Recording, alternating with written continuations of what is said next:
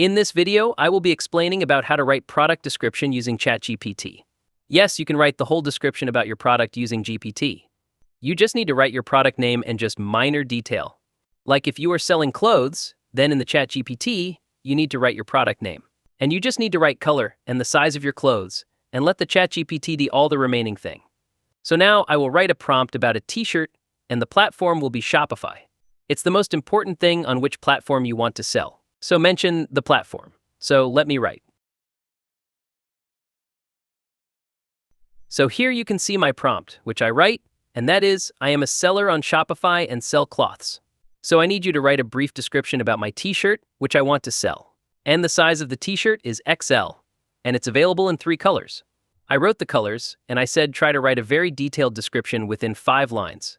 The only thing is I need to click on this arrow, and if it scroll down a bit, here you will see the description of my product, written by ChatGPT. The only thing is copy it from the GPT and paste in your product description. And it was the way by which you can write product description using ChatGPT easily.